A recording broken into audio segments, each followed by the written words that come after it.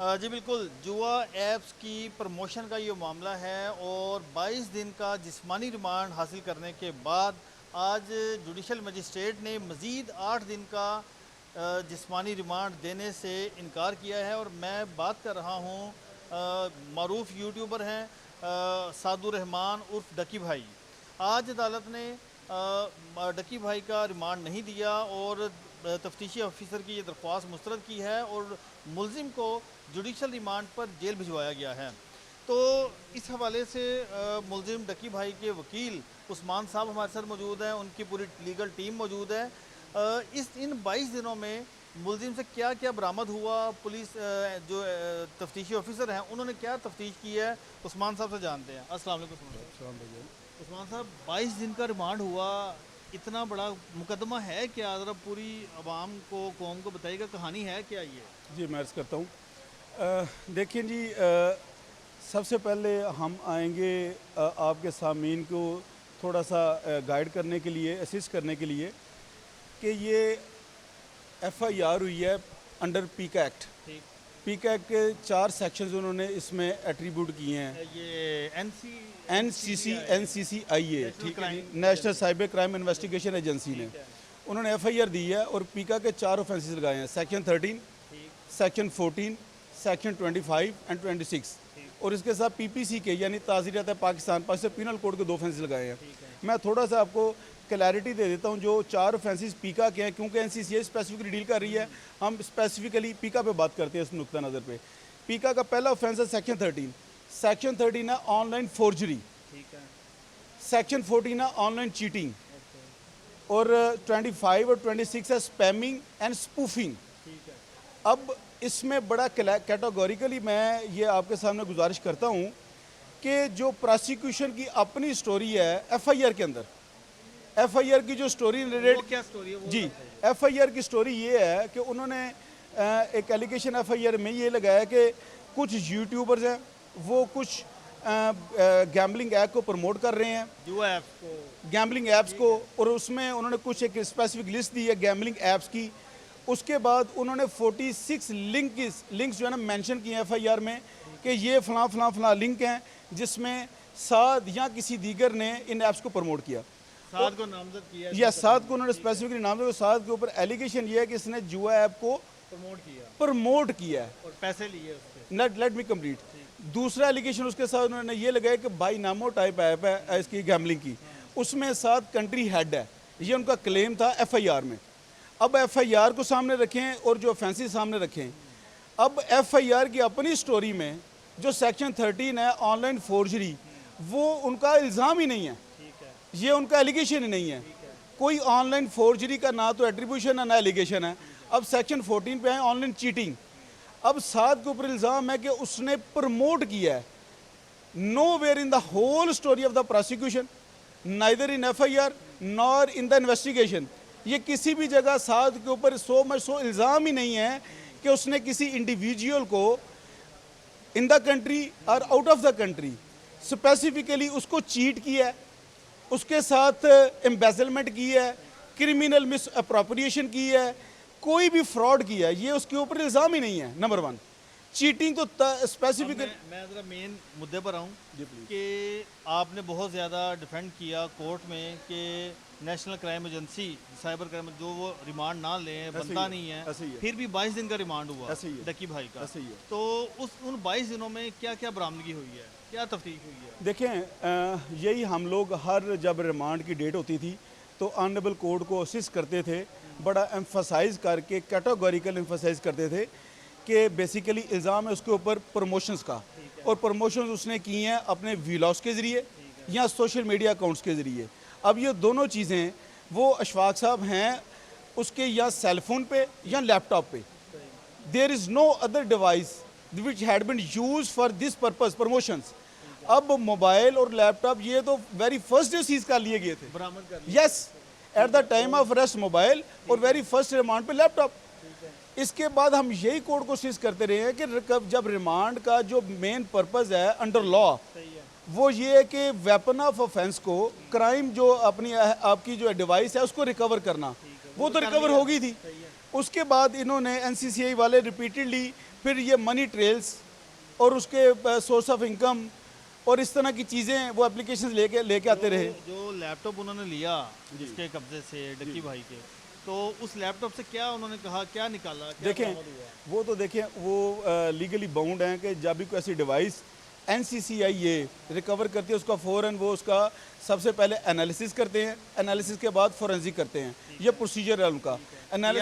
Analysis at the spot होता है arrest, और एनालिसिस बाद में पीएफएसए के जरिए होता है। वो डेफिनेटली उन्होंने किया, ये उनका प्रोसीजर है। उससे क्या निकला? वो देखिए वो उनका अपना प्रेरोगेटिव डॉक्यूमेंट्स हैं, उसमें मैं अर्ज करता हूँ उसमें नंबर वन ये कि निकला क्या है वो तो मैं आपको शायद ना बता सकूं, लेकिन ये मुझे पता उसमें निकल क्या सकता था।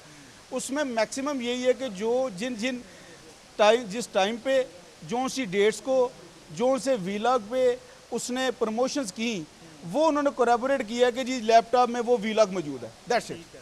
अब ये बताइएगा कि आपकी इस दौरान मुलजिम डक्की से मुलाकात भी होती रही, ऐसे ही है। क्या थोड़ी सी कोई नदामत है उनको कि जो उन्होंने जुआ ऐप्स को प्रमोट किया? जी दिस इज़ वेरी इंपॉर्टेंट। देखें पहली गुजारिश तो ये है कि होता है ना, इंसान से गलती हो जाती है, वो उस पर माफ़ी भी मांगता है, उसको लग जाता है कि यार मुझसे गलत हुआ है। मैं इसमें देखें इसमें दो एस्पेक्ट हैं, एक लीगल है और एक मोरालिटी पे है। लीगल एस्पेक्ट तो इसका ये है और इसके साथ ही साद का ये मौक़िफ़ भी यही है, वर्शन भी यही है कि जब साद ने इन ऐप्स को प्रमोट किया है, ये आपके नाजरीन के लिए बड़ा ज़रूरी है जानना, उस डेट को ये जो ऐप्स थी ना तो पाकिस्तान में ये बैंड थी, ठीक है, ना ही इनको इलीगल डिक्लेयर किया गया था। अच्छा, यस, ना तो गवर्नमेंट ऑफ पाकिस्तान की तरफ से और ना ही किसी डिपार्टमेंट की तरफ से। इनको आपके इल्म में होगा आज से शायद हफ्ता या 10 दिन पहले एक नोटिफिकेशन सर्कुलर जारी हुआ है जिसमें 46 ऐप्स को उन्होंने बैन किया है। इससे पहले तो ये बैन भी नहीं थी, नंबर वन। नंबर टू ये है कि साद ने इसे प्रमोट किया, प्रमोशंस की, और प्रमोशन के अगेंस्ट शायद उसने कोई फी ली होगी। कितना का पैसा कमाया? मैं अर्ज़ करता हूँ उस पर आता हूँ बाद में। जो पहले आपका सवाल वो बड़ा अहम है आपके नाज़रीन के लिए, क्लैरिटी के लिए। उसके बाद एक फ़र्द वाहद साद नहीं था, ये मैं कोई जस्टिफिकेशन नहीं दे रहा उसकी ऐप की। ये इसी ऐप को लोगों के अलावा ये बाकायदा under the government supervision cricket matches में होता रहा है। अच्छा, यस, ऑनलाइन ये मौजूद है। कोर्ट में हमने उसकी कलर पिक्चर्स पेश की। ये at the very third remand पे क्या वो आगे जाके चलान में तो लगेंगे? जी डेफिनेटली वो चैलेंज होंगी कि अब इसमें बोनाफाइड। देखें मैं इसमें अर्ज करता हूँ इस बात को, मेरा नुक्ता वही है मैं तो कि मैं सर आता हूँ क्या इस सारे मामले को प्रमोट करने पर अगर वो डक्की का ये बयान है कि मुझे पता नहीं था कि ये इलीगल है, क्या निदामत हुई इस पर? मैं अर्ज़ कर रहा हूँ बिल्कुल जी। देखें इससे आपके इस सवाल से पहले जो सबसे ज़रूरी बात है वो मैं अपनी बात कंप्लीट करना चाहूँगा आपकी इजाज़त से। देखें गुजारिश ये है कि ये जो ऐप्स थी जिनको प्रमोट किया गया है, बिला शक शुबा इसको किसी भी इलीगल एक्ट को प्रमोट करना कोई अच्छी बात नहीं है, वो कंडेमेबल है, इसमें कोई दूसरी राय नहीं है। मैं अर्ज़ करता हूँ। और जब ये सारी चीज़ें सामने आई हैं, साद के भी विलम में आया है, तो डेफिनेटली साद भी इस हवाले से पशेमान है, कोई दूसरी इसमें राय नहीं है ना। मुझे इस बात पे कहने में मुज़ाहिका है, गुजारिश है ना। और उसकी लिखे मैं अर्ज़ करता हूँ, Saad is facing a criminal trial, a criminal jurisprudence को, क्रिमिनल लिटिगेशन को फेस कर रहा है। अब जब क्रिमिनल लिटिगेशन, क्रिमिनल लॉ की बात करेंगे और लीगल फर्टर्निटी के मेरे तमाम दोस्त इस बात से आगाह हैं बखूबी कि उसमें दो चीज़ें होती हैं। First and most important intention, जिसको मेंस रिया कहते हैं, और उसके बाद आता है एक्ट, जिसको एक्टस रियस कहते हैं।